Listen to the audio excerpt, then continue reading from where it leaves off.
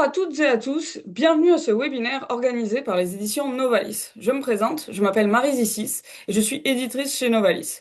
Je suis très heureuse que vous soyez des nôtres pour ce webinaire intitulé Les Béatitudes, un horizon pour une vie pleine de sens. Aujourd'hui, vous aurez l'occasion d'assister à une discussion animée par Édouard Chatov, prêtre assomptionniste et auteur du livre Un pèlerin russe au XXIe siècle. Il s'entretiendra avec Eugène Aucoin au sujet de son livre Les Béatitudes, 8 marches vers le bonheur. Eugène Aucoin, expert en développement du potentiel humain, a consacré sa carrière à la formation de milliers de leaders et gestionnaires au Canada. Diplômé en psychologie et titulaire de 2 maîtrises, il a dirigé des programmes nationaux de ressources humaines et enseigné le leadership à l'université de Moncton. Passionné par la rencontre entre foi et raison, son premier ouvrage, As Science Killed God, a remporté en 2020 le prix du meilleur livre de l'année en théologie en Asie et a été salué par des scientifiques, philosophes et théologiens. Aujourd'hui, Eugène met son expérience et sa foi au service d'un objectif, aider chacun à découvrir la joie et la paix promises par les béatitudes. J'ajouterai que, côté anglophone, si vous lisez en français et en anglais, Monsieur Aucoin sort bientôt un autre ouvrage sur la question de la science et de Dieu. Chez Novalis d'ailleurs. Une période de questions suivra cette discussion. Afin de faciliter cette période, je vous encourage à écrire vos questions en utilisant l'onglet Q&R situé au bas de votre écran. Vous pouvez les rédiger quand bon vous semble, dès qu'elles vous viennent à l'esprit, et je les recueillerai en vue de la période prévue à cet effet. J'en profite pour vous informer que les éditions Novalis offrent les Béatitudes 8 marches vers le bonheur en rabais aux participantes et aux participants du webinaire pour un temps limité. Je vous transmettrai le code promotionnel pour profiter de ce prix spécial à la fin de notre rencontre. Vous pourrez l'utiliser sur notre site internet en appelant notre service client ou à la boutique Bertrand Fouché-Bélanger si vous êtes à Montréal et à la librairie du Montmartre si vous êtes à Québec. L'un d'entre vous aura aussi la chance de recevoir un exemplaire gratuit de ce livre. Restez avec nous jusqu'à la fin. Le tirage aura lieu après la période de questions. Enfin, sachez que le webinaire est enregistré. Il pourra donc être visionné et partagé d'ici quelques jours. Sans plus attendre, je cède le micro à Édouard Chatov qui animera la rencontre. Bon webinaire à toutes et à tous. Merci beaucoup, Marie, pour cette introduction. Bonjour, Eugène. Merci beaucoup d'avoir accepté cette invitation pour participer à ce webinaire autour de thème Les béatitudes, un horizon plein de sens. Alors, je suis très heureux de m'entretenir avec vous parce que on ne va pas le cacher. On s'est déjà vu autour de ce sujet seulement en anglais parce que ce livre, Les Béatitudes, est paru il y a à peu près une année en version anglaise chez Novalis. Et voilà, maintenant, nous accueillons la version française de cet ouvrage, ce que montre bien que cette thématique, les béatitudes, et elle est très interpellante et aux gens qui parlent français et aux gens qui parlent anglais, et j'en suis sûr aux gens qui parlent d'autres langues. Alors, pourquoi se pencher sur ce sujet qui sont les béatitudes? D'où vient de votre part cet intérêt? Bien, d'abord, merci à vous, Père Château, pour cette rencontre. C'est toujours un plaisir de vous revoir. Le but du livre est de renouveler la confiance des gens dans la recette de Dieu pour le vrai bonheur. Songez-y, il y a 8,3 milliards d'habitants sur la Terre. Et au fond, on fait tous la même chose. Chaque moment de la journée, on cherche le bonheur. On s'y prend de différentes manières, mais on cherche tous le bonheur, soit à court terme ou à long terme. On fait ce qu'il faut pour l'avoir à court terme ou à long terme. Mais malgré tous nos efforts et notre technologie, le monde est en détresse. Vous savez, au cours des 12 dernières années, l'utilisation des antidépresseurs est montée en flèche à travers le monde. Le Canada, les États-Unis, les pays européens, l'Australie sont les plus grands utilisateurs. Euh, quand je dis que ça a monté en flèche, je dis que ça a doublé dans la plupart des pays et même quadruplé dans certains cas. seulement aux États-Unis, il y a 30 millions d'habitants maintenant qui utilisent des antidépresseurs. Alors, il faut se poser la question, pourquoi la prospérité a produit autant de malaise, de malheur? Notre problème, je pense, c'est on ne poursuit pas le vrai bonheur. Jésus nous a montré le chemin du vrai bonheur, la béatitude. Et alors, c'était ça mon but. C'est de montrer le chemin que Jésus nous a montré pour le vrai bonheur. Puis c'est pas n'importe qui, hein, Jésus. Je veux dire, c'est, lorsqu'on y pense, le créateur de l'univers. Donc, Jésus, si un extraterrestre d'une civilisation avancée atterrissait sur la pelouse des Nations Unies, puis il disait, je suis venu vous expliquer le sens de la vie et le secret du bonheur, je pense qu'on l'écouterait. Parce que Jésus nous a dit il y a 2000 ans passés, c'est bien mieux, c'est bien plus époustouflant, comme on dit, parce que ça vient du créateur de l'univers. Alors, je pense que ça mérite d'être, euh, d'être discuté. Alors, Ouais, c'était ça mon but. En fait, ce que j'entends dans ce que vous dites, que cette inclination, cette recherche du bonheur, elle est comme enracinée dans le sens de notre existence et c'est pour cela ça vous a attiré. Et c'est vrai dans l'évangile de Matthieu où les béatitudes sont citées et nous ont proposé, ça vient au début de l'enseignement de Jésus sur la montagne. Alors voilà, vous vous êtes approché de ce sujet des béatitudes. Et vous proposez, et d'ailleurs ça un peu apparaît dans le titre de votre ouvrage, et même si on ne fait pas la recension du livre, on va quand même l'évoquer d'une manière un peu explicite. Vous dites 8 marches vers le bonheur. Pouvez-vous nous dire un petit peu pourquoi, d'abord vous avez pris l'image de marche, de l'escalier, qu'est-ce que vous entendez? Comment vous voyez cela? Eh bien, Jésus nous dit que, en passant, ça fait partie c'est dans la deuxième partie du livre, parce que le livre est en trois parties, hein. La route la plus fréquentée vers le bonheur, la route la moins fréquentée vers le bonheur, et comment mettre en pratique l'enseignement de Jésus. Alors, oui, les 8 marches, c'est que Jésus nous explique que le bonheur ne consiste essentiellement, il dit dans ses mots, mais c'est le bonheur consiste à se libérer de notre propre ego. Et il nous explique, voici comment, par les béatitudes, sur le serment sur la montagne. Si vous connaissez, ceux qui connaissent déjà les béatitudes, il faut se rappeler que ce qui compte souvent, ce n'est pas la quantité de nouvelles leçons qu'on apprend dans la vie, je pense, mais la détermination avec laquelle on doit souvent réapprendre les anciennes. Alors, Jésus nous dit, les béatitudes qui parlent d'une vie pleine, d'une santé mentale, d'une paix intérieure. Alors, avant de les nommer, il faut se rappeler que les voix de Dieu ne sont pas les mêmes que les nôtres, hein. Il dit, là, mes voix ne sont pas vos voix. Alors, il dit, heureux les pauvres en esprit, heureux les affligés, les doux, les affamés de justice, heureux les miséricordieux, les cœurs purs, les artisans de paix et les persécutés. Pourquoi il dit ça? C'est dans quel sens? Lorsqu'on les regarde une après l'autre, ce ne sont pas 8 éléments qui sont juste lancés comme ça, bout-ci-bout-là. C'est 8 étapes très successives vers le bonheur. C'est un escalier vers le ciel, essentiellement, dans un sens. Parce que si on peut arriver à ressentir, pas seulement reconnaître, mais vraiment ressentir notre pauvreté de cœur, notre pauvreté d'esprit, parce qu'on est tous pauvres d'esprit. Mais si on peut arriver à le ressentir jusqu'au point d'en être affligé, on va se sentir tout petit. On va, comme on dit l'expression, filer doux. Ben, c'est les mots des 3 premières béatitudes.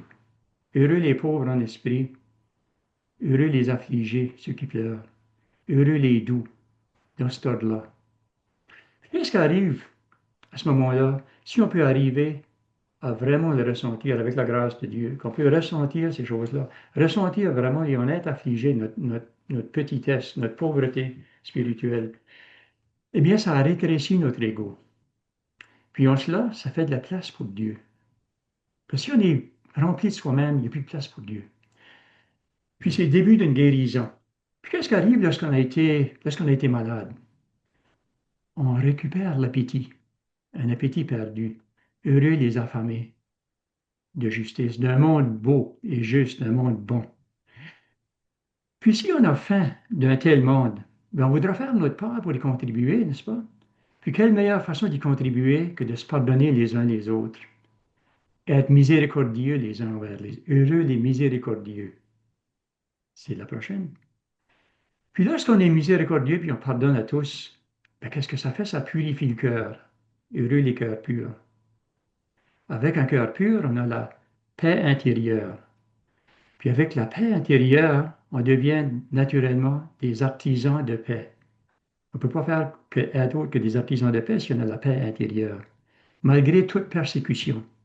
Parce que si on cherche à vivre les voies de Dieu, selon la voie de Dieu, il faut s'attendre à quelque sorte de persécution. On ne sera pas donné en pâture aux bêtes sauvages comme les premiers chrétiens. Mais on peut s'attendre à avoir peut-être de la moquerie, peut-être du cynisme, puis des fois ça peut piquer comme un frelon. Vous savez? Alors, moi je pense que le sens de la vie est là-dedans, quelque part. Puis, c'est quoi la récompense qu'il nous promet? Ben, la récompense, c'est la paix intérieure. On commence à voir les choses comme Dieu voit les choses.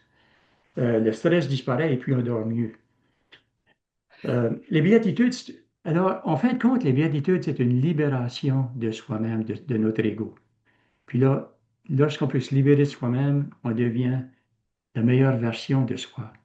Puis je pense que c'est dans ce sens-là que Jésus a mis les béatitudes dans les 8 étapes, ce que j'appelle les 8 marches. Alors, parce que je ne sais pas si ça répond à votre Alors, si question. je, si je, si je vous entends bien, ce que vous dites, voilà 8 marches, disons, 8 éléments pour avancer sur le chemin de notre vie, pour arriver le vrai bonheur.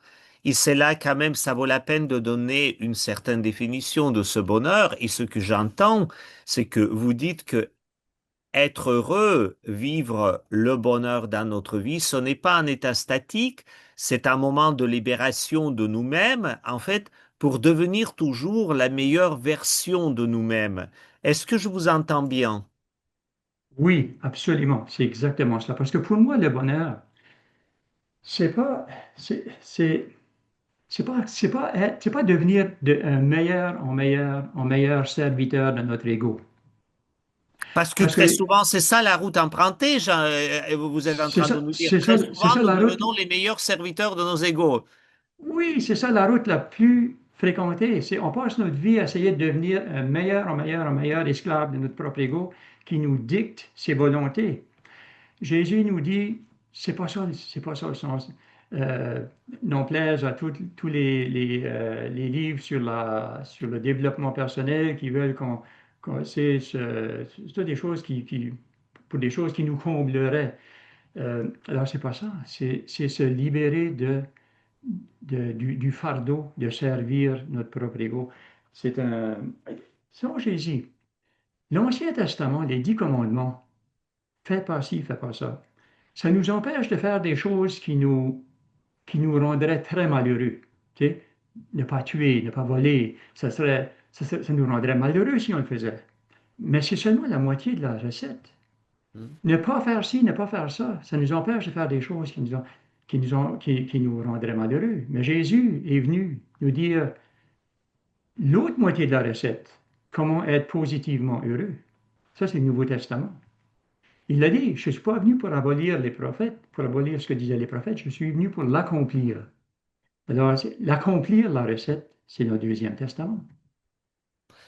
Ce que vous dites, Eugène, c'est toujours dans le sens que nous empruntons la route qui nous paraît la plus facile, la plus performante, et Oui. pourtant, pourquoi on l'emprunte? C'est ce que j'appelle la route du si seulement. La route du si seulement. C'est une autoroute à 2 voies qui est très tortueuse, Hmm. mais en sens unique. à deux voies, puis elle mène nulle part. Si seulement, elle a deux voies. Une des voies, c'est si seulement j'avais plus de ce que je veux. Mhm. L'autre voie, c'est si seulement j'avais moins de ce que je veux pas. Tu sais, les irritants de la vie. Il y aura toujours des irritants de la vie. Puis on n'en aura jamais assez de ce qu'on veut. On a beau être le chef d'un grand pays le plus puissant au monde, on veut en acquérir d'autres. Il n'y a pas de limite. Notre ego n'arrêtera jamais. Il ne sera jamais satisfait. C'est la route du si seulement. Puis le bonheur, on le voit toujours au prochain, juste au-delà du prochain tournant. On n'a qu'à regarder les étapes de la vie, hein. Vous savez, les enfants d'âge préscolaire, ils ne peuvent pas attendre pour aller à l'école. Si vous avez des enfants ou des petits-enfants, vous savez ce que je veux dire. À Mhm. l'école, les écoliers, ils ne peuvent pas attendre à la retraite.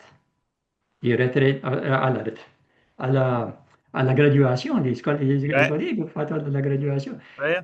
Les travailleurs, ils ne peuvent pas attendre à la retraite. Puis les retraités, ben, ils regrettent les jeunes années où ils étaient en pleine forme. Alors, on meurt d'envie de vivre. Tu sais, En fait, ce que vous on a dites toujours que, l'impression en qu'il fait, nous manque quelque oui. chose, mais le vrai bonheur est impossible en dehors des voies de Dieu.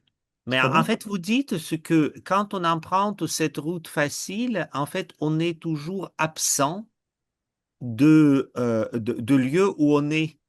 Tandis que les béatitudes nous placent dans la perspective pour être présent là où nous sommes. Et là, je vais vous un peu proposer de commencer par la première béatitude parce qu'elle pose les fondements. Voulez-vous nous dire un petit peu c'est quoi d'être pauvre de cœur, ce que dans les traductions précédentes on traduisait aussi heureux, les humbles ou les humbles de cœur?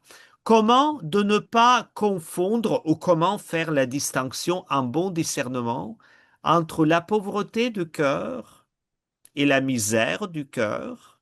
Mhm. Comment être humble sans être humilié ou humiliant? Si on est déjà, si une personne déjà humble, comment pourrait-on humilier une personne déjà humble? Humilier, ça veut dire quoi? Rendre humble. Comment peut-on rendre humble une personne déjà humble? Si la personne est humble, elle a peu de soucis de sa réputation, de ce que les gens vont dire, parce que si elle fait ce qu'elle sait être la bonne chose, elle va elle va se pencher sur ce qui doit être fait. On voit ça même chez les leaders. Moi, j'ai passé une partie de ma carrière à enseigner à des leaders un peu au Canada, à travers le monde aussi. Puis les personnes les plus admirées, je demande souvent à mes, que ce soit à l'université ou ailleurs, euh, de, aux gens, quels sont parmi les leaders les plus que vous avez le plus admiré, quelles étaient leurs qualités? Puis la première, c'est toujours quelqu'un qui est humble assez pour se reconnaître qu'ils ont besoin d'aide, qu'ils ont besoin de conseils. C'est C'est la première intéressant ce que béatitude. vous dites. Être humble, reconnaître qu'on n'est pas tout et besoin d'être entouré, avoir les conseils et cela. Ce n'a rien à voir de ce que très souvent nous pensons d'humilité. Je ne suis rien du tout, se rabaisser. C'est pas ça, hein? Non, c'est pas un conflit d'infériorité. C'est une façon de se reconnaître ce qu'on est avec des yeux bien ouverts, puis reconnaître ses limites, reconnaître ses qualités, mais aussi reconnaître ses limites. Puis je pense que pour moi, je pense que c'est absolument impossible d'aller plus loin sans commencer par reconnaître nos limites. Sinon, il n'y a pas de place pour améliorer. Puis, je pense que c'est pour ça, vous mentionniez cette première-là, l'humilité, pour moi, c'est autant que l'humilité est la première des vertus sans laquelle les autres ne peuvent pas exister, l'orgueil est le premier des vices. Parce que tout le reste découle soit de l'humilité ou de l'orgueil. Et les pères de l'Église et les pères des airs disaient que l'orgueil, c'est la mère de tous les pires vices qui Ben existent dans voilà, le monde. voilà. Mais je vais vous poser quand même la question. Voilà, on est dans cette posture de se reconnaître, mais je pense la majorité d'entre nous au quotidien, et votre livre parle de quotidien, veulent se reconnaître tels que nous sommes. Mais très souvent, nous avons comme le manque des moyens de le faire. Comment, en fait, vous recommandez précisément commencer si on est appelé vivre ces béatitudes dans la vie quotidienne, de reconnaître nos qualités et nos limites? Comment on fait en fait pratico-pratique? C'est tellement une bonne question. La question est profonde. Parce que, essayons pas de faire ça tout seul. On va se chavirer, comme on dit par chez nous. Mhm, C'est pas normal. C'est pas naturel d'être humble. Ça, c'est pas naturel. Pourquoi? Parce que c'est divin. mhm, Puis tout ce qui est divin nous vient de la grâce de Dieu. Puis si on la demande, on va l'avoir. Puis c'est pas toujours facile de reconnaître la différence entre. Puis ça, c'est clé là, pour moi. C'est pas toujours facile de reconnaître la différence entre la nature et la grâce. Je donne un exemple. Par exemple, la nature aime ses amis, la parenté, les proches, mais indifférente aux autres. La grâce aime tout le monde. C'est pas normal d'aimer tout le monde. C'est pas humain. Ben non, parce que c'est divin. Puis on l'a en nous, cette divinité-là, cette grâce-là, si on la demande. La nature préfère recevoir. La grâce est mieux donnée. Puis je peux vous dire que la nature est orgueilleuse, trop orgueilleuse pour se reconnaître humble, pour se reconnaître pauvre d'esprit. On peut seulement si on a la grâce. On le demande pour répondre je pense que ça mhm, rejoint votre question, avec la grâce de Dieu, on peut venir à reconnaître, ressentir, j'aime mieux le mot ressentir, notre pauvreté de cœur. Puis, mhm. la grâce, pour moi, je pense que la personne humaine est comme une fusée à 3 étages. Une semaine passée, aujourd'hui, Artemis 2 partait pour la Lune. Imaginez une fusée à 3 étages. Le premier étage, c'est notre biologie, notre physiologie. On ne pourra pas vivre sans ça. Mais ça peut nous mener seulement jusqu'à un certain point. Le deuxième étage, c'est notre psychologie. Ça nous amène plus loin, mais ça peut nous amener jusqu'en orbite, en orbite autour de nous-mêmes. Pour se libérer de l'orbite, ça prend un troisième étage. Puis c'est là, c'est le déclencheur de cet étage-là. Ça, c'est notre spiritualité, c'est la grâce de Dieu. C'est pour le déclencheur de ce troisième étage-là, qui va nous emmener jusqu'à la Lune et plus loin, ben, c'est la grâce de Dieu. On ne peut pas se libérer de notre orbite autour de nous-mêmes sans la grâce de Dieu. Puis c'est de là l'importance. Pour ça, je suis content que vous avez posé la question. Et ce que j'entends, d'ailleurs, vous savez, ce que vous décrivez d'une manière un peu actualisée, mais c'est une vision biblique et ce que dans le Nouveau Testament, Saint Paul souligne beaucoup que nous ne sommes pas duels, donc corps-âme, nous sommes tripartites, c'est le corps, âme et l'esprit, comme vous dites, 3 étages. Mais ce que vous dites aussi dans cette perspective, c'est que d'abord, c'est un effet de relation. L'humilité, c'est toujours, ça se fait dans la relation. Évidemment, il y a une partie de rétrospection, mais il y a aussi une partie de l'écoute de l'autre et ce que j'ai entendu dans ce que vous dites de notre prochain et de Dieu. Et donc, c'est là qu'il faut la demander, il faut aussi le reconnaître. C'est pas évident. Mais quand on se reconnaît, voilà, avec nos qualités et avec nos limites, moi, je dirais, ce qu'on entend très souvent, on doit ressentir cette complétude, le sentiment d'être super bien, ressentir que je suis aimé de toute éternité pour toute éternité, ce qui n'est pas faux d'ailleurs, ça arrive. Mhm. Mais Jésus continue avec la béatitude qui suit, et c'est là que j'aimerais bien que vous dites, et il dit quand même une phrase étrange qui suit à cette reconnaissance. Heureux ceux qui pleurent ou ceux qui sont affligés, car ils seront consolés. Pourquoi, après une telle reconnaissance qui doit a priori nous mettre dans un état plutôt de sourire, ou au moins disons, ce qu'on appelle la joie apparente, non, c'est les pleurs et afflictions qui apparaissent. Je pense on peut avoir quand même un défi de compréhension de cela. Donc, qu'est-ce que vous en dites après avoir penché sur ce sujet? Je pense que si on n'en a pas été affligé de notre pauvreté de cœur, on ne l'a pas compris. Si on n'a pas été affligé, alors c'est pour ça que je la vois, je pense, pour moi, c'est pour ça que c'était la deuxième. On a beau dire, ah, oui, je suis pauvre de cœur, j'ai mes limites, j'ai mes faiblesses, tout ça. Mais si on le ressent, pas juste le reconnaître, mais le ressentir jusqu'au tréfonds de nous, je pense que c'est pas possible de ne pas en être affligé, de se reconnaître que malgré tous nos efforts pour devenir la meilleure version de nous-mêmes, quand on chute toujours, malgré toutes nos bonnes résolutions, est-ce qu'on n'est pas affligé? Il me semble que c'est pas possible d'aller plus loin non plus, parce que c'est celle-là, c'est cette deuxième-là qui va faire qu'on va filer doux, heureux les doux, ensuite, qu'on va se sentir petit. Sans passer par cette deuxième, on a beau reconnaître notre pauvreté de cœur, mais est-ce qu'on va vraiment aller jusqu'à se sentir petit assez pour faire de la place à Dieu en nous? À Dieu, à l'autre et en fait à À véritable l'autre aussi. même. Parce que, vous savez, cette question de larmes dans la Bible, et c'est quand vous dites c'est pour cela c'est le deuxième que vous le pensez, Jésus le met aussi le deuxième, c'est que les larmes liées à ce qu'on appelle la componction de cœur, en fait, c'est seulement quand on se reconnaît humble, c'est-à-dire tel que toutes nos qualités et nos limites correspondent, on est capable d'accéder à notre cœur. Et notre cœur comme dilate et ça provoque les larmes. C'est pour cela, je pense, un critère de vérification et qu'on vous dites qui mène à la douceur. Alors parlez-nous de la douceur que Jésus dit dans la troisième béatitude. Ben, ça m'amène justement à vous donner une anecdote. Mhm, Dans mes visites aux patients à l'hôpital, euh, je donne la communion à ceux qui ont demandé.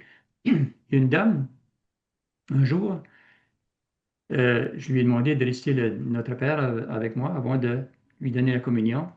Elle connaissait les premiers quelques mots, puis ensuite, elle ne les savait plus. Puis elle a eu, à un moment donné, une prise de conscience, puis elle était en fin de vie, là. Puis mhm, elle s'est effondrée en larmes. Parce ça faisait tellement longtemps qu'elle avait pas, qu'elle n'avait prié, qu'elle se souvenait plus du Notre Père. Puis elle était contrite. C'était comme une contrition, vous savez. oui, Elle en était affligée. Heureux les affligés. mhm. Puis, en disant cela, lorsqu'elle a eu pleuré quelque temps, tu vois, elle pleurait à sanglots, elle demandait pardon à Dieu de ne pas avoir été la personne qu'elle aurait dû. Je lui ai dit, je pense que vous venez de me donner le meilleur exemple de ce que Jésus a voulu dire par heureux les affligés. Après cela, elle se sentait beaucoup plus légère, elle se sentait légère, elle se sentait vidée. Les larmes, elle avait le fardeau des larmes qu'elle n'avait pas pleuré. C'est un fardeau, tu sais, parce qu'on se donne des masques, on se donne des couches de fausseté et tout ça. Elle est allée au fond d'elle-même, puis elle a reconnu sa pauvreté spirituelle, elle était affligée jusqu'aux larmes, elle filait douce. Elle se sentait Mhm. tellement petite. Puis j'ai vraiment senti quelqu'un qui était, je veux dire, elle a reçu la communion avec dans un état de grâce que j'ai très rarement vu. Cette personne-là était en béatitude. Tu sais. Et ce que j'entends, ce que vous dites, Eugène, c'est que ça a permis à cette personne de ne plus être renfermée sur elle-même, même s'il a Mhm. oublié les prières, mais à travers cette contrition, cette componction de cœur, de s'ouvrir plus à l'accueil de Dieu dans Oui, toute sa simplicité et avec tout ce qu'elle était en ce moment. C'est là la douceur, d'être là tel qu'on est. c'est ça. Tout à coup, il y avait de la place pour Dieu.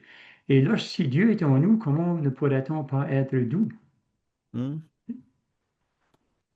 Et alors vous Puis, dites, comme Jésus disait, on va continuer le chemin de 8 marches, que après cette douceur, on a faim et soif de la justice.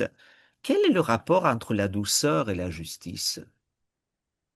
la justice, pour moi, c'est pas une justice dans le sens d'une vengeance. Nous, là, comme humains, on pense à justice souvent comme une vengeance.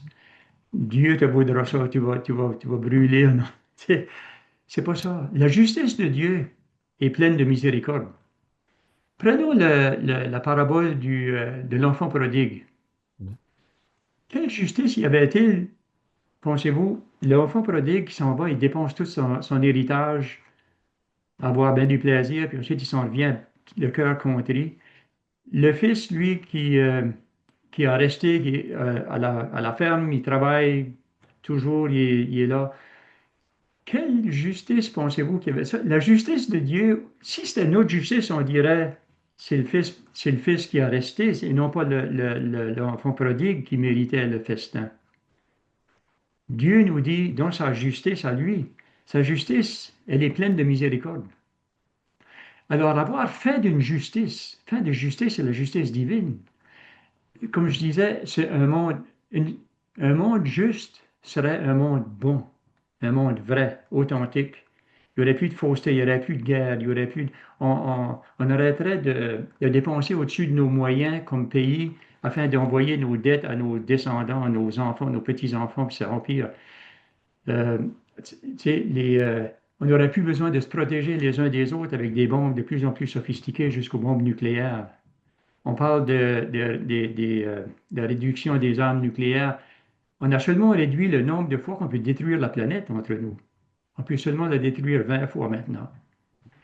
C'est beau réduire les armes nucléaires, mais on ne réussira jamais tant qu'on n'aura pas passé par les béatitudes.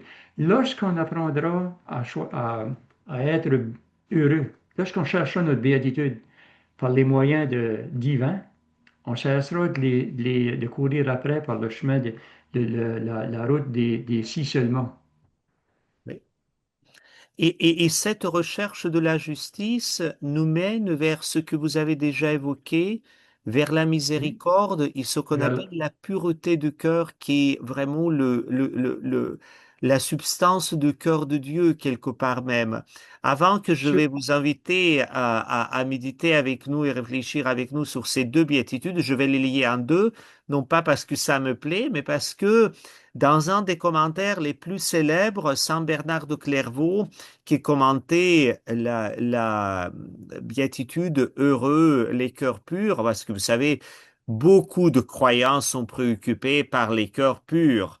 Et en plus, dans une certaine vision, peut-être on va l'évoquer, parce qu'il y a disons, comme des critères de leur lecture. Or, Saint Bernard de Clairvaux écrivait que précisément parce que tous les béatitudes sont liées, celui qui veut avoir le cœur pur, il ne peut que passer à ce cœur pur par un étant miséricordieux.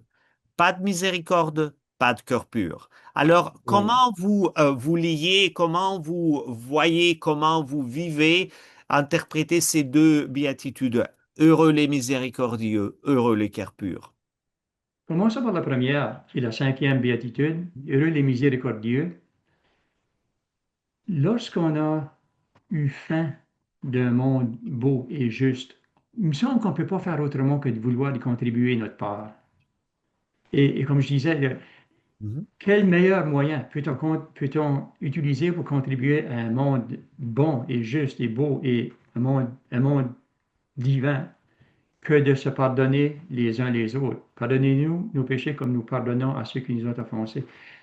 De là, la miséricorde. Parce que ça devient instinctif. En voulant un beau monde, c'est pas vrai qu'on le veut vraiment si on n'est pas prêt à y contribuer notre part. Et la meilleure façon d'y contribuer notre part, c'est par la miséricorde, justement. Puis, cette miséricorde, c'est ce qui contribue au cœur pur. Parce que si on a une rancune contre quelqu'un, comment peut-on avoir le cœur pur si on est en rancune? Imaginez, si vous visitez un ami, puis, mettons, je fais l'analogie de Dieu qui vient en nous. Imaginez, vous visitez un ami, puis il passe son temps à discuter contre son voisin. Il y a une rancune contre quelqu'un. C'est pas intéressant de rester, tu vas peut-être chercher une excuse pour couper la visite. Tu sais. Mais je pense que c'est un peu la même chose. Si on a une rancune dans le cœur, ça fait obstacle au cœur pur. Puis c'est un blocage pour notre relation avec Dieu. pardonnez-vous les uns les autres, il disait. Alors, c'est ce qui rend, pour moi, c'est ce qui rend le cœur pur. Je pense pas que c'est possible de l'avoir, ce que Jésus aurait voulu dire par un cœur pur si on garde des rancunes les uns contre les autres. Alors, Et puis si vous, c'est pour ça que c'est justement celle qui suit oui. heureux les miséricordieux et ensuite heureux les cœurs purs. Si vous me permettez, j'aimerais bien vous poser une question et entendre, disons, votre commentaire sur précisément le sens du mot miséricorde. Parce que le mot miséricorde vient de comme éprouver la misère dans son cœur de l'autre. Et c'est en hébreu, c'est le mot qui dit, c'est ressentir dans ses entrailles, comme une femme enceinte, un enfant qui bouge. Alors, comment dans la vie concrète on peut être miséricordieux dans notre contexte actuel? Et c'est peut-être un des antidotes les plus puissants à ce que le pape François appelait la mondialisation de l'indifférence, ce que d'ailleurs Oui, dans le message Urbi et Orbi de l'année 2026, le pape Léon XIV a évoqué sur le balcon du palais pontifical pour le message de Pâques. Alors, comment vous voyez, comment dans la vie quotidienne on vit cette douleur ou ce gémissement ou cette oui, oui. misère que l'autre éprouve?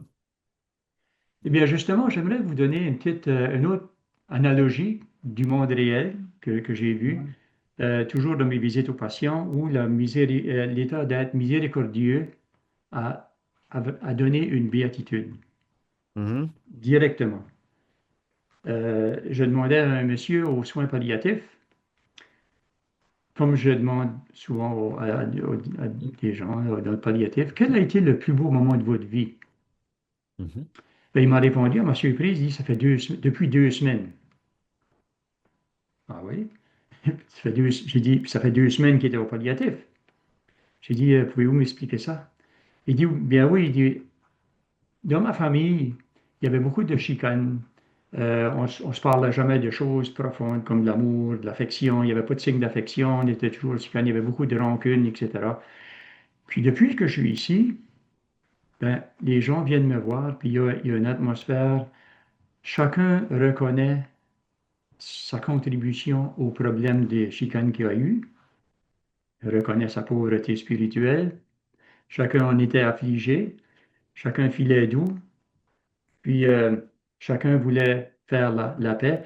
Puis ça menait à la miséricorde, c'est-à-dire que le pardon des uns des autres. Puis il dit, j'ai jamais ressenti autant de bonheur. Cet homme-là était en train de vivre la béatitude. Je vous le dis, il était en béatitude, les larmes lui coulaient, le bonheur. Il souffrait, là, il était sur son lit de mort, là, mais il vivait la béatitude parce que chacun était comme libéré de rancune, puis il vivait maintenant ce qu'il aurait voulu vivre toute sa vie. Alors la miséricorde, les uns les autres, oui, c'est là. Puis aussi, si je recule, puis je donne aussi mon exemple des leaders, des gestionnaires, quand je demandais lesquels avez-vous le plus admiré, ben, une des qualités, c'était la miséricorde. Dans le sens, on n'appelle pas ça la miséricorde dans le monde des affaires, mais c'est que peut-être j'appellerais la tolérance pour l'erreur humaine. Et- C'est-à-dire de ne pas être rancunier ou trop sévère, comme vous oui, dites, vis-à-vis de l'erreur. ah ben oui. J'ai fait beaucoup de médiation des chicanes dans mes rôles dans Mhm. la gestion des ressources humaines de ma carrière. Puis, définitivement, les gens commencent, ce qui fait la chicane, là, c'est les choses de surface. Mais lorsqu'on va au fond des choses, puis on amène les gens à parler du vrai bobo, souvent c'est la rancune de quelque chose qui s'est passé. Je pourrais vous donner des exemples ben, infinis. Mais je dirais que 80% du bobo, du problème dans les conflits, c'est des rancunes. Alors, c'est sans la miséricorde. Si je, alors moi, ce que je fais dans mes médiations, j'essaie d'amener les gens à reconnaître leur partie du problème, puis d'être miséricordieux envers l'autre. Comme je dis, on n'utilise pas les mots miséricordieux, mais euh, La c'est- réalité, elle est là elle-même. oui, Ce que j'entends, Eugène, ce que vous dites, c'est qu'il y a un élément de miséricorde, c'est le pardon, voilà, renoncer à la rancune.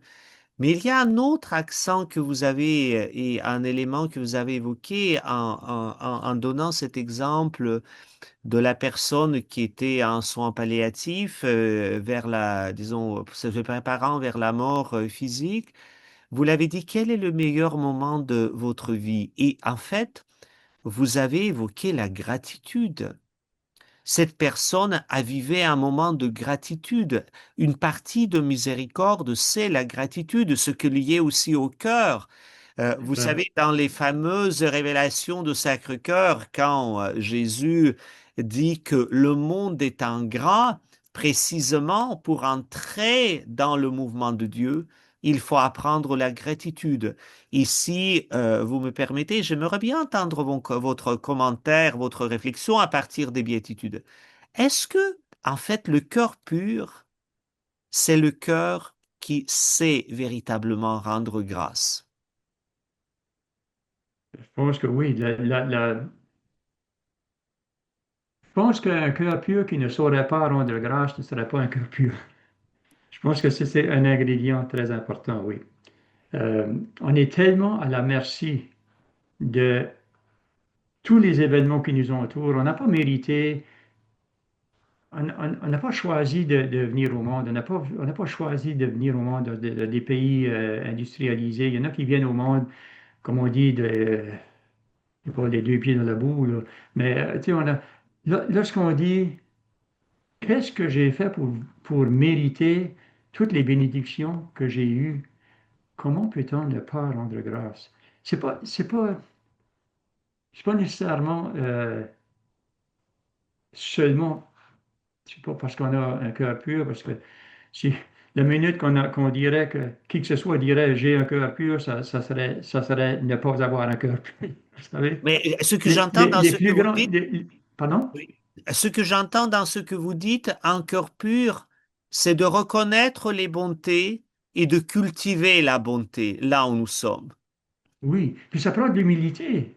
Oui. Encore là, ça revient à la première béatitude. Sans l'humilité, comment pourrait-on être reconnaissant envers quelqu'un qui nous a fait du bien qu'on ne méritait pas? Oui.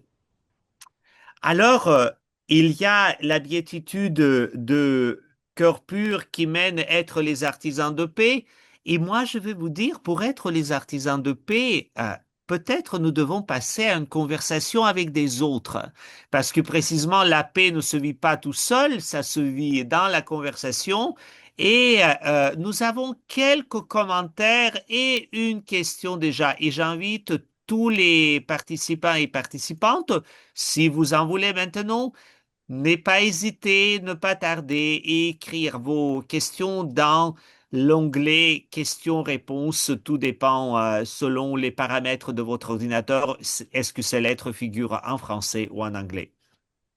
Et je Merci. laisse Marie nous guider à travers cette séquence de notre webinaire. Merci beaucoup, Monsieur Aucoin. Merci, Père Chatov. C'est maintenant l'heure de la période des questions. Effectivement, je vous rappelle, comme l'a dit le Père Chatov, que vous pouvez en tout temps les écrire en utilisant l'onglet prévu à cet effet, qui est normalement situé au bas de cet écran, de votre écran. La première question nous vient de Monsieur Marc-André Blaquière, qui commence par dire qu'il est vraiment heureux d'entendre votre voix avec ce bel accent acadien, Monsieur Aucoin. On fait souvent mention de la traduction d'André Chouraki qui disait pour chaque béatitude en marche. Y voyez-vous une double dynamique verticale et horizontale? Oui, bonne question. C'est une évolution. Une évolution. Je pense qu'on n'est jamais arrivé vraiment au sommet des marches. Je veux dire. Parce qu'au sommet des marches, pour moi, qu'est-ce qu'il y a au sommet des marches? Ben, c'est notre vrai moi, c'est notre vrai moi-même. Vous savez, Socrate, le philosophe, ancien philosophe, il disait, la première qualité, connais-toi toi-même. Ben, je dirais que la réponse de Jésus à Socrate, c'est que notre vrai nous-mêmes, c'est lorsqu'on est sorti du fardeau de notre ego. Alors oui, c'est une marche, c'est une progression, c'est une évolution. J'aimerais ajouter, tandis qu'on en parle d'une évolution, euh, c'est pas une évolution unique, semblable pour tout le monde. On a chacun notre personnalité unique. Puis de là, au fait, c'est même une grande partie de une grosse portion de la troisième partie de mon livre, c'est comment appliquer les béatitudes au quotidien dans notre démarche, selon notre personnalité unique à nous. Je vous donne des exemples. D'abord, on n'a pas besoin c'est pas besoin d'être héroïque sur cette démarche-là. Jésus ne nous demande pas d'être des héros au-delà de nos forces. Vous savez, suivre les voies de Dieu, ça peut devenir addictif d'une bonne façon, comme faire des exercices, du jogging, des bonnes habitudes alimentaires. Alors, je vous donne quelques exemples de quelle manière on est différent, qu'il faut faire ça selon notre personnalité. Comme par exemple, il y a des personnes qui sont extraverties, d'autres qui sont introverties. 51% des Canadiens se considèrent extravertis, l'autre 49% introvertis. Les personnes extroverties vont peut-être vouloir vivre les enseignements de Dieu à travers des groupes de prière, des actions paroissiales, des choses de même si on est religieux. Les autres qui sont introvertis, ben, peut-être passer du temps calme avec Dieu, des lectures religieuses, etc. Ceci dit, quelle que soit l'orientation extravertie-introvertie, il y en a qui sont orientés vers le concret, d'autres vers l'abstrait. Il y en a qui vont regarder pour le sens plus profond des choses, d'autres le concret, c'est qu'est-ce que la Bible dit, puis c'est ça. Euh, il y en a qui réfléchissent, qui prennent leurs décisions avec le raisonnement, la tête, d'autres c'est avec le sentiment, le cœur. Il y en a qui aiment la tradition, il y en a qui aiment la nouveauté, il y en a qui sont organisés, il y en a qui sont spontanés. Vous savez ce que je veux dire? Alors, d'appliquer, pour moi, la façon d'appliquer les enseignements de Jésus dans nos vies, faut se connaître soi-même. Puis c'est pour ça que la troisième partie du livre, je pose plusieurs questions pour aider le lecteur à se connaître soi-même, pour voir la meilleure façon dans son cheminement quotidien qu'il ou elle peut appliquer les enseignements de Jésus, particulièrement sur les béatitudes. Avant que Marie tu poses l'autre question, je pense ce que vous dites, Eugène, c'est applicable pas seulement aux croyants, c'est vrai aussi à toute personne qui recherche le bonheur et c'est peut-être aussi un moment pour ceux et celles qui sont croyants, de partager les béatitudes avec notre entourage pour précisément faire connaître les richesses de la tradition chrétienne. Absolument. Puis, il y a plusieurs personnes aujourd'hui qui sont non-croyants ou qui ne sont pas certains d'une façon ou d'autre. C'est pourquoi mon premier livre que vous avez mentionné au début, lui, le but était de parler dans un langage moderne, euh, même scientifique, puisqu'il était appuyé par des chefs de département De d'astrophysique et science, oui. des philosophes. Les raisons pour lesquelles c'est impossible que Dieu n'existe pas. Je cite même 17 scientifiques ayant remporté des prix Nobel dans les sciences qui sont des grands croyants fervents parce qu'ils ont reconnu que ce qu'on connaît aujourd'hui, ce que la science nous apprend, c'est impossible que ça soit seulement dû au hasard que l'univers puisse produire un jour des êtres comme nous sans qu'il y ait eu une intention derrière cela. C'est trop long à expliquer pour le temps qui nous reste, mais c'est ça qui est le premier. Celui qui va sortir dans quelques semaines. Alors Marie, nous avons une autre question, je crois. Oui, effectivement, Madame Landry fait remarquer, enfin, plus exactement demande la synodalité dont on parle beaucoup et qui est tant recherchée. Est-ce que les béatitudes seraient la super recette pour l'atteindre? La super recette pour? Pour La atteindre, synodalité. c'est ça, pour réussir à avoir la synodalité. C'est intéressant. Pour moi, oui. Euh, les béatitudes, c'est. Vous m'aviez posé une question, Père Château, une fois. Je ne sais pas si à quel point que ça rejoint ceci, mais si on dit la différence, vous m'aviez posé une fois une Oui, question qui rejoint un peu celle-là. C'est quoi la différence entre ce que les chrétiens voient comme béatitude et ce que d'autres religions voient comme, par exemple, le nirvana ou oui, des choses du oui. genre? Vous me direz si ça répond, la madame qui a posé la question, si ça répond. Sans être, je ne suis pas un expert les autres religions ou même en religion chrétienne, mais il me semble que la différence entre atteindre un nirvana par les méthodes orientales versus les béatitudes, vous pouvez demander est-ce que c'est la même chose? Est-ce que ça nous. Puis je pense que la différence, c'est que, c'est ce que je me trompe, mais que dans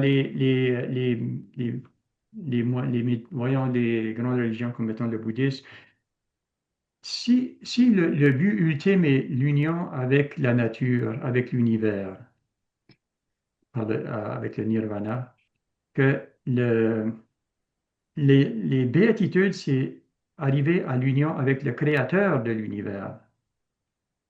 Vous savez, c'est, par exemple, on parle de le mariage spirituel de Sainte Thérèse d'Avila, de Saint François d'Assise. C'est que plutôt que faire le vide en soi-même par la méditation, le vide, c'est pas un vide. La contemplation chrétienne, c'est pas faire le vide, c'est s'emplir de la présence de Dieu. Il y a un autre lorsqu'on fait la contemplation. Moi, j'ai fait la méditation transcendantale pendant 20 ans avant de changer puis faire la contemplation chrétienne. Parce que la contemplation chrétienne, c'est se mettre en présence de Dieu. Puis les béatitudes, ben, pour moi, c'est ça, c'est un chemin qui nous amène aussi à faire la présence de Dieu.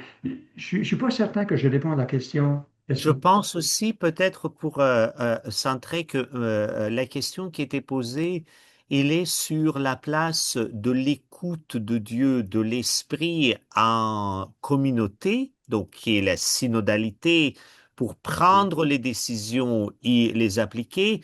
Et ce que j'entends dans la question, c'est que c'est là probablement le chemin de béatitude est un très bon moyen, très bon outil pour précisément écouter l'esprit et partager, écouter avec les autres et prendre les décisions et les appliquer. Qu'est-ce que vous pensez de cela? oui, je pense que ça nous amène à être, parce qu'avant d'agir, faut être. Faut être, tu sais, avant d'agir. C'est- Alors, les béatitudes nous amènent à un état d'être qui ensuite nous permet d'agir dans la bonne direction. Parfois, on est souvent vite à bien faire les choses, mais est-ce qu'on fait les bonnes choses? Puis, c'est une question que je pose souvent dans mes cours que je posais, c'est qu'est-ce qui est mieux que bien faire les choses? Puis, de temps en temps, il y en a un qui va dire, ben, c'est de faire des bonnes choses. Ben, je pense Mhm. que les béatitudes nous dirigent à faire les bonnes choses, et non pas juste faire les choses Des bien. choses, oui. Et je pense aussi ce que vous dites, c'est que précisément, hein, c'est dans cette synodalité, donc d'être ensemble, que on donne aussi le meilleur de moi-même, détaché de l'ego dont vous avez parlé. C'est précisément, ça permet d'être en lien avec les autres, Dieu et notre prochain, et de ne pas subir l'emprise ou la tyrannie de l'ego. C'est ça.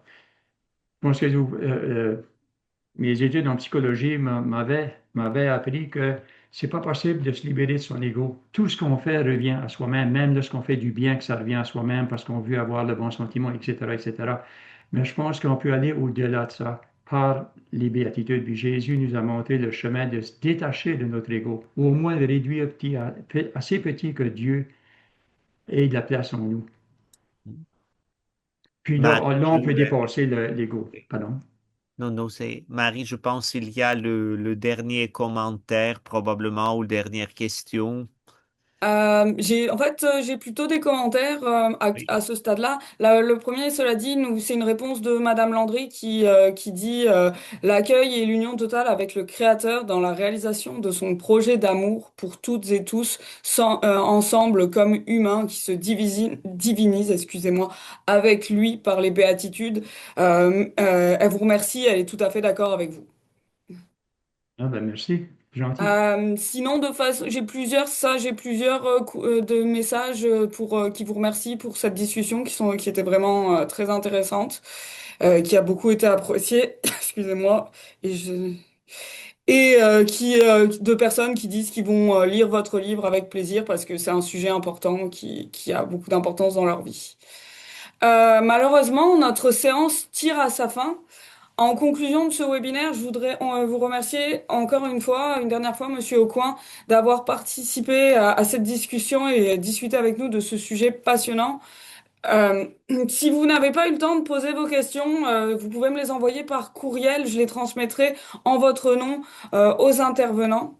D'annoncer la personne, avant d'annoncer la personne gagnante, j'en profite pour vous dire que le ou la gagnante sera contactée par courriel pour qu'elle puisse nous transmettre l'adresse à laquelle elle veut recevoir les béatitudes. Alors, le tirage au sort est parti. Le ou la gagnantée, c'est une gagnante, Madame Hélène Latendresse. Félicitations. Je vous contacterai avec l'adresse grâce à laquelle vous vous êtes inscrite à ce webinaire. Si vous ne recevez pas de courriel de ma part d'ici vendredi, n'hésitez pas à me contacter. Mon adresse courriel va se trouver dans une minute dans la boîte de clavardage. C'est le cas maintenant.